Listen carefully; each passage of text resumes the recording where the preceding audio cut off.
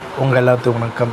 நடிகர் விஜய் அவர்கள் திருச்சி கிழக்கில் இன்றைக்கி தேர்தல் பிரச்சாரத்துக்கு போயிருக்கார். அங்கே அவர் நிற்கிறாரு. ஸோ அங்கே இருக்கக்கூடிய ஒரு பனிமேல ஒரு தேவாலயத்தில் வந்து ப்ரே பண்ணியிருக்காரு. அதை வந்து முட்டி போட்டு வேண்டுதல் பண்ணியிருக்காரு. அதை தான் நீங்கள் பார்க்குறீங்க.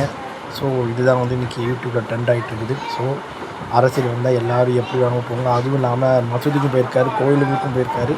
இதுவும் வரவேற்பப்பட்டு இருக்குது. ஸோ திருச்சி கிழக்கில் இவர் வெற்றி என்பது எப்படி இருக்குன்னு யாருக்கும் தெரியல. ஏன்னா திருச்சி கிழக்கு போன தேர்தல் பார்த்துருப்பீங்க, கிட்டத்தட்ட 50,000 ஓட்டு வித்தியாசத்தில் திமுக அங்கே ஜெயிச்சிருக்குன்ட்டு புள்ளி விவரம் சொல்லுது. ஸோ இருதயராஜே எடுத்து இவர் ஜெயிச்சிருவார்னா வெற்றி பட்டால் அது ஒரு சரித்திரம், தோல்வி அடைந்தால் அது ஒரு அவமானம் அவருக்கு.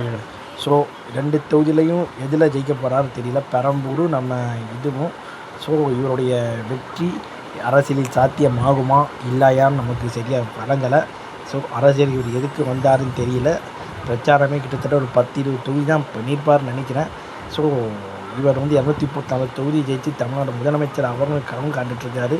ஸோ இதை பற்றி உங்கள் கருத்து என்னன்றதை நீங்கள் நம்ம கமெண்ட் பாக்ஸில் சொல்லுங்கள்.